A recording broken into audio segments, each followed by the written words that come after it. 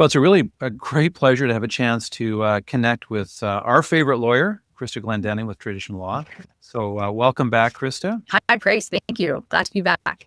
So we pick on Krista a little bit, all things estate planning. In this particular video, we're going to talk about, obviously, the updating process or questions we need to ask ourselves when it comes to updating our estate plan. So that's going to be the topic today. It sounds like a pretty straightforward topic. I mean, what's the general rule of thumb?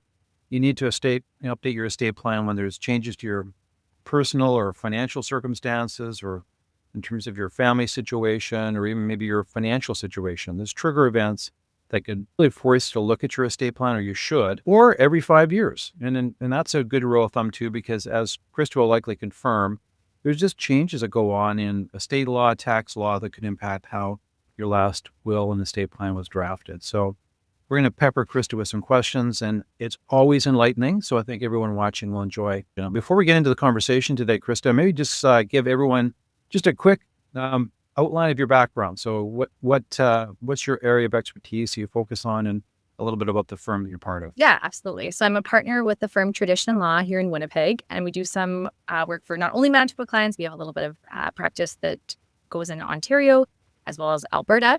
And our firm is exclusively wills and estates. So I myself practice in the area of estate planning and estate administration, which means I see both sides of this work. I see when we have problems dealing with an estate or a bad will or no will, I help out on that side of things. And I also help with drafting wills and doing the estate planning side. And so our firm is primarily experienced in dealing with estate issues. Half of this firm does litigation, so it's very familiar with the issues that arise and conflicts that arise in the estate world. So we kind of see it all over here. Okay, well, I'm going to pepper you with the first question here. And the question really is, when I'm trying to make a selection of executors. So you may be watching this video, you already have some wills in place, you've chosen an executor, and it may be a very appropriate appointment. But when we think about executor selection, what are the most crucial sort of non-financial qualities? So we hope they have common sense, at least on the financial piece, but what are some of the most important non-financial qualities that should be considered when selecting or confirming a person to manage or be the executor for the estate? Any guidance around that? The job itself, I think sometimes people are surprised about how long it tends to run. So because of the timelines involved with filing taxes and getting things cleared out with CRA, this job is usually 1.5 to 2 years, even for a simple estate. So you need someone who's going to be diligent and on top of things and hitting deadlines and organizing themselves and keeping track of everything, and will be able to report to your beneficiaries at the end of the process. So a diligent, organized person is an important qualities for an executor, I would say.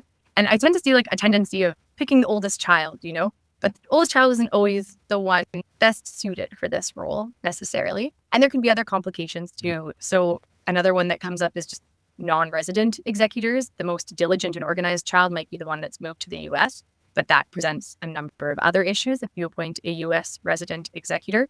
So you've got to look at a few different factors to figure out who might be the best one in your world to act in that role. Now, I think that one of the questions come up, and you can throw a question in Chris's way in a second here, Josh. I'm going to jump in again. Two questions, they're kind of linked, but one is, do you have any feedback? It's always a default in a husband-wife or partner situation to default as a crisscross, the partner as the executor. Like, I'm sure that's what you see typically. Yeah. I know this is a bit of a danger territory to maybe wade into, but are there situations where you kind of go, that may not be the best circumstance? I know that's a default, but are there circumstances in which you might counsel a family or a couple maybe to look at a different approach in terms of not defaulting to the partner? I'm not sure if you have any comments around that. I think it kind of depends on the larger estate plan or what's happening under the will as well. Simple, quote unquote, simple families or couples, we are leaving everything to one another. And then maybe when you're both gone, dividing things between the kids. In those estate plans, it usually makes sense to have your spouse as the executor. Everything's going to them anyways. Okay, they'll be filing taxes, but ultimately they're just getting things transferred over to themselves. And there's a joint plan for what happens when they're both gone. When you're in more blended family scenarios, or really any style of will, maybe that you're not leaving everything to the spouse and there's other interests going to other people, there's maybe more of a conflict of interest for that spouse in acting. You can imagine how, like, if you're giving an asset to other children or trying to value the cottage in the overall context of things, the valuation of that cottage might be in the discretion of the executor, and it impacts the dollar amount that everyone's getting at the end of the day. So I think it really depends on the global plan. Is that the right person? Even on the simpler scenarios, sometimes I have couples where one spouse is just not feeling capable to take on that role anymore, or they know that their emotional state is not one at which they're going to be able to be having all these meetings and doing this work because they'll be grieving at the time. So those can also be very legitimate reasons for not taking on this role. Yeah, that's really good. I had a question regarding where the chosen executor resides. So I think you might have mentioned this earlier, but what are some of the problems that arise if the executor is not a resident of Canada and you live in Canada? Yeah. So first of all, to start with within Canada, I feel like it's more common these days, especially with technology and post-COVID, some of the things that we're able to do. Picking an executor elsewhere in Canada is fine. And I commonly would see, a Winnipeg executor or Winnipeg estate, and then maybe there's another family member that's diligent that we want in that role as well. So we pick co-executors and they're spread out. And there's a little bit of a hassle in terms of getting physical documents that still have to be signed by those individuals. We have to circulate physical documents and get them filed with court ultimately. But a lot of the instructions can be done now, or the financial institutions, without having to be boots on the ground in the city. So key appointments are good. If you choose a non-resident, specifically, I was going to go with the U.S. because it's the U.S. that creates even extra issues. But if you have a non-resident executor living in the U.S., that will actually turn the tax residence of your estate to being the U.S., which is going to open the door for you having to file a number of reports with the IRS. You're not purely dealing with the Canadian system anymore. So it is a general rule that we never want a U.S. resident executor acting on an estate. And sometimes there's reasons to put a U.S. executor on where we do see that happen. As a general rule, like we want to dilute their decision-making power. Maybe they're one of 3 executors, which starts to get more complicated because you've got so many decision makers involved. And you really have to look at who's making the decisions because the residents, for tax purposes, will follow the decision-making. So if the American is actually calling all the shots, that can actually put you offside for tax purposes. You can also run into bonding issues. So non-resident executors, if they're not resident in Canada, they are supposed to be posting a bond with the court when they're stepping in to get administration or probate as well, which is a piece that people don't always know about. Note to self, the son or daughter that live in the States, don't appoint them as executor. And I'm not even getting to their personal issues because Americans would also have to file a foreign bank account report, an FBAR, which is their own obligation to file with the IRS the accounts they have outside of the U.S. that they have management or control over. So there's work for the person themselves to do. Are there any other countries that are that complicated, or is it just the U.S. normally? The U.S. is the most far-reaching in terms of requiring something like the FBAR report. The non-resident issues that would arise for anyone, like if you have a German resident executor, you're still going to have that residence issue where the estate is where the decision-making is, which is now Germany. So you always want the majority of the decision-making to be happening in Canada, where you can have like your executor coming to Canada to make all the decisions. And, you can play some games with that, but you really do have to be very careful if you're ever appointing a non-resident executor. I've got a question that came up not long ago with a client, and that was, again, this whole idea of, well, the estate's simple. We're just going to do an equal division of the surviving kids when I pass away. But I think you shared, I'm not sure if it was from you or not, but here's a question. Can I just go ahead and do that if at the same time I have some mitigating circumstances already existing, or I'm helping maybe some of those beneficiaries or someone from my estate before I die, and then I have a complete equal distribution to surviving beneficiaries when I die? Are there any financial obligations that the courts or legislation might hold me to my life if I've been supporting certain people out of my estate? Is that sometimes an issue that comes up for folks? That absolutely can be. So, dependence relief claims. This is one category that would arise with the circumstances you're describing. Family members who we're supporting. So as Manitobans, if you're financially supporting someone during your lifetime, you pass away, and you haven't left them, a gift or an inheritance that's really effectively continuing that support or accounting for it, those individuals, those family members, can have a claim against your estate, and that's called a dependence relief claim. So these exist for not only a spouse or a common law partner, but it could apply to a sibling, maybe a sibling with a disability that you've been supporting. It could apply to an elderly parent if you pass away and you haven't left them anything. So there's different kind of angles that this support can come in at. But that's one piece that comes into play with the estate administration. So executors either have to respond to those claims, or as planners, when I'm sitting down with clients, I want to ask people, is there anyone that you're supporting? And we try to maybe assess those claims, build it into the plan, the will, maybe even the power of attorney, ongoing support if it's intended to continue during any period of incapacity. Yeah, so that's interesting. I mean, you can't just do whatever you want to do in your will. Real world reality prior to death can inform what the courts would consider fair or appropriate. So that's interesting. Hence your role, right? When you're sitting down with, you're trying to find that delicate balance between what their intentions are from a state and legacy standpoint, but what is their current reality, and how do you sort of mesh those two so there's not problems after the fact? And you can run into some really interesting scenarios as people move around as well. So Manitoba, the Dependence Relief Act we have here is very focused on financial need. In other provinces, like BC, has a very different act, which creates almost a moral obligation to support family members, even where we're not focused on what the financial need was or what ongoing support was there. If you disinherit a child, they often have a stronger claim to the estate in BC than they would in Manitoba. So there's some very interesting differences between jurisdictions here as well. Yeah, no, good point. I think we can move on to asset intentions. And something that often comes up is specific to assets and how complicated they can become at death. And a good example of that, I think you've kind of alluded to before, joint accounts and shared bank accounts. They often obviously lead to conflict. So what are some kind of proactive steps that can be taken during life to avoid those conflicts from coming up?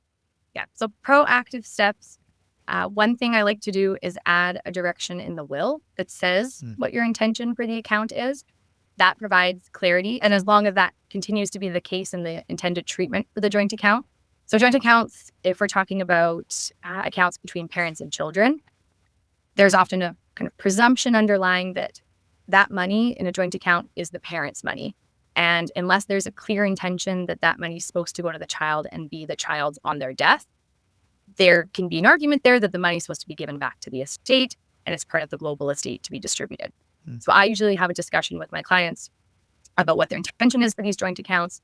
Is it meant to be the child's money when they pass away? Is it meant to be part of the estate because the child's only on there to facilitate payments during their life or something like that? So knowing what the intention is, communicating the intention, whether that's having a discussion with the family, writing something into your will, but making it really clear so that we're not ending up in the situation where the kid is saying, no, this is my money. Mom always wanted me to have it. And the estate is saying, look, the presumption here that should be coming back to the estate, show us proof that this money was meant for you. We see a lot of these situations arise in Manitoba. So it doesn't mean much if there's clear writing of what the intention was, and then after the child who's also on the joint account is saying something different. They're always going to side with what's in writing. Well, the courts are ultimately going to look at the evidence at the time. So the direction in the will is going to be good evidence of the intention at the time. It's also possible it changed later. So I would say the onus would be on the child to prove or give the best evidence that this money was meant for them, because the fallback generally is that the money should revert to the estate. Okay. And then this is different for spouses. We actually treat spouses differently. Generally, with joint accounts, we presume that money passes to the surviving spouse and that it's not going to be reverting to the estate. So it's interesting the difference in how we treat joint accounts. And that's why people are always so confused about it, because they believe always that there's a right of survivorship. And often with these bank documents that you're signing when you create a joint account, they'll say, check the box, yes, this is a right of survivorship, or somewhere in that documentation it confirms that. That isn't actually binding on the situation. We still have to deal legally with these presumptions of the money reverting to the estate. So people are also quite surprised by that at times. You know, that sort of falls into a question that's sort of part of that. And that's, I just find so many clients when we're talking to people, their default automatically with financial assets, even real estate, is to find ways of making sure it doesn't pass into the estate. So the easy one is first to die. So they just, on joint registration and beneficiary designations on RSPs and various investment contracts, risks, that kind of thing, even TFSAs. But in a last to die scenario, you see this headlong default to joint registration, contingent beneficiaries or beneficiaries or kids, because they're trying to get the money out of the estate. And I always have to sit down with them and say, well, listen, like, what are your intentions with regard to your wills? Like, what instructions are there around charitable giving, trusts that might be established? How are you going to deal with tax costs potentially on the estate? And there's just this just sort of no man's land where they're not thinking through the ripple effect of their decisions, particularly around designations and trying to reduce probate. There's no probate costs in the province of Manitoba. I know we're a little bit unique that way as a province, but Yeah. maybe just share with me in your experience where you go, well, generally speaking, beneficiary designations can make sense. And I'm thinking more from a last to die scenario. Yeah. Or you might have an opinion that says, well, rarely does it make sense. Here's my default position is. And then finally make a comment about documentation and how it needs to line up between agreements at your financial institution and what you're actually saying in your will. So I'm asking you several questions. I guess the first one would be just generally in a last to die, where do you land in terms of beneficiary designations, the operation of law vis-a-vis what the will says in terms of trying to navigate those different options? So I think a good example for this is risk, because people will often, it's a common almost error with estate administration and people doing their own estate planning and thinking assets are equal. So a common scenario is last to die parent has left their RIF, which is, let's say, $500,000 to child one, and their cash remaining in the estate with their house, which is worth $500,000 to child two.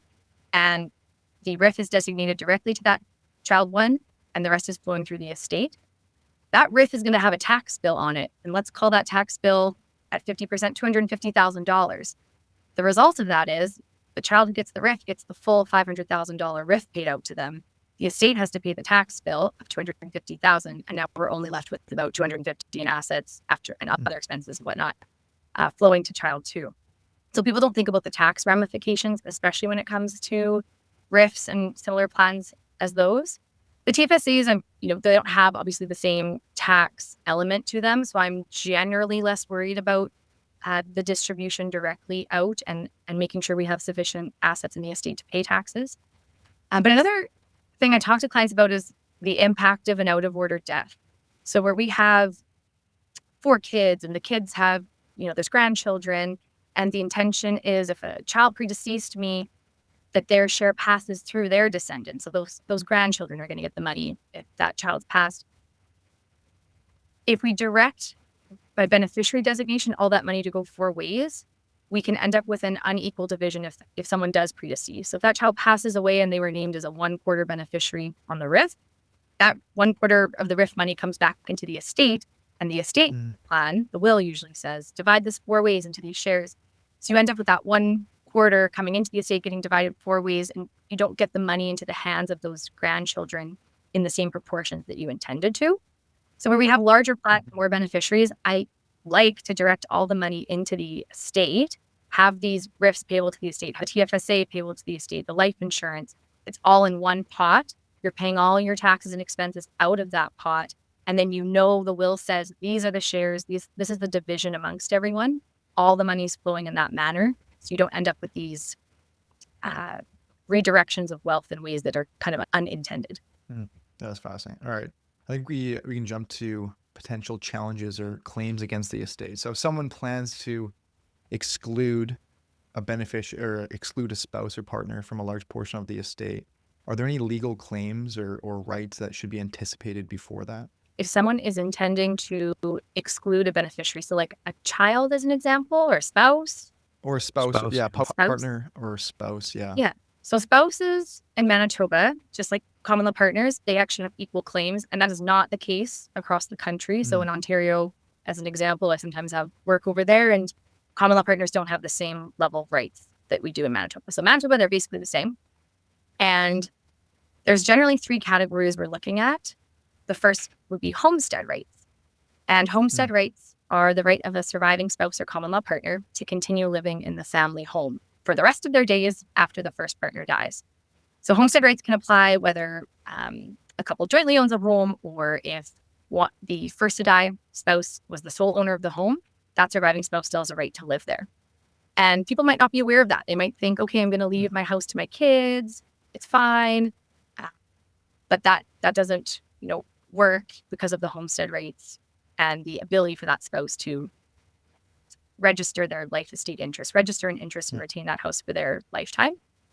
So that's an interesting one. And there are things you can do to plan around that. If you can identify it in advance, you can have the spouse or partner sign a homestead release, which actually can be registered on the title now.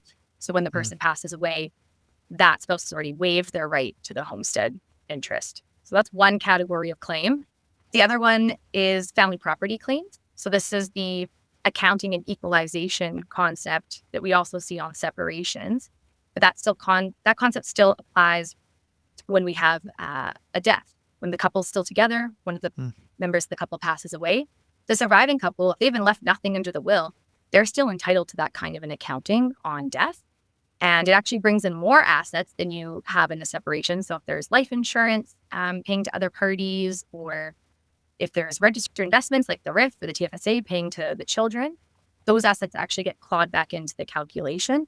And we're looking at the global estate and doing the family property accounting in that context. So that's another interesting area for spouses or common law partners. And then the last one we actually already talked about was dependents relief. So if spouses are not left sufficient funds to keep them going in the same kind of lifestyle, say like as when the prior spouse was alive, they may have a claim to additional funds if they've got that financial need.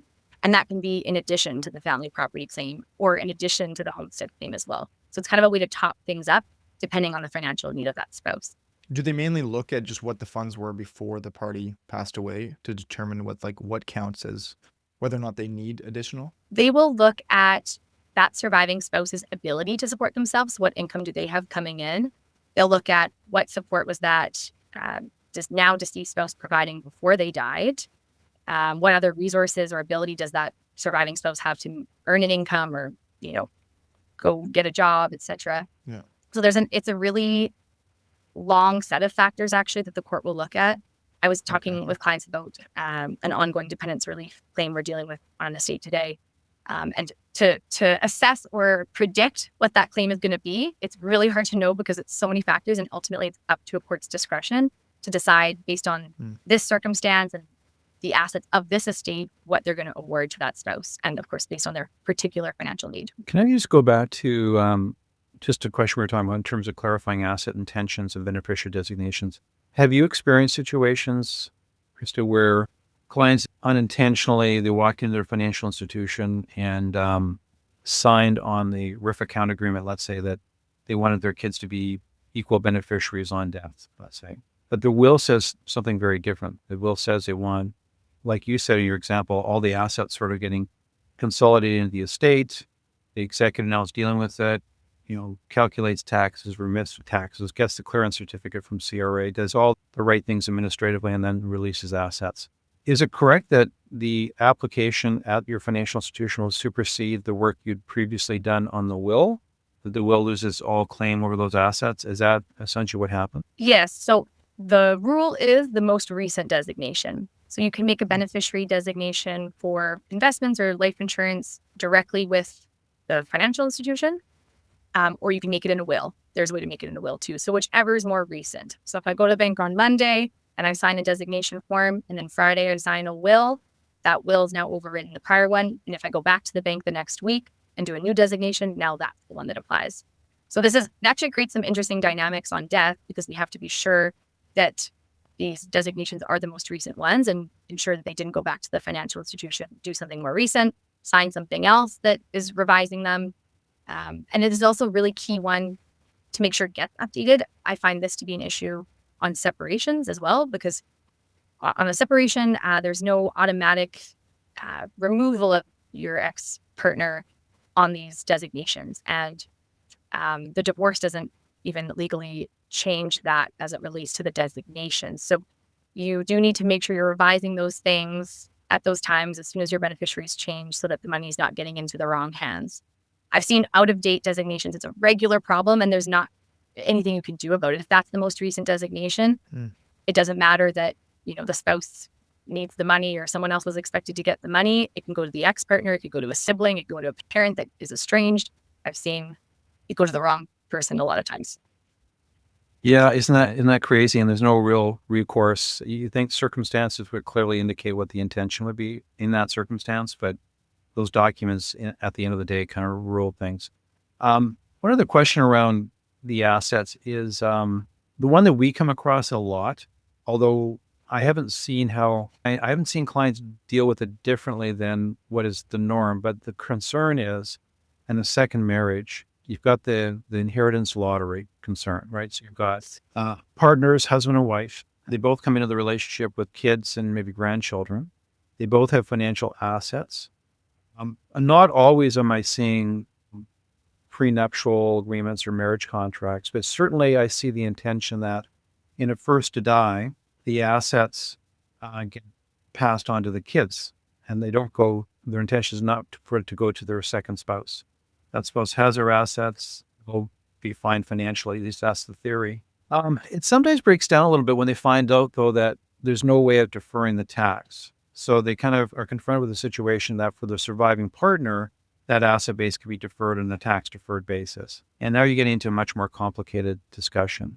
Do you have those kinds of conversations with clients? Does that come up in your planning around, I'm saying inheritance lottery, that's not really a great way of describing it, but Like, second marriage relationship, right? And so is that part of a pretty common part of your planning when you're sitting down with couples in that absolutely. situation, trying to navigate the tax landmine at the same time, trying to get assets to the bloodline of their family and not commingle it to the new step kids?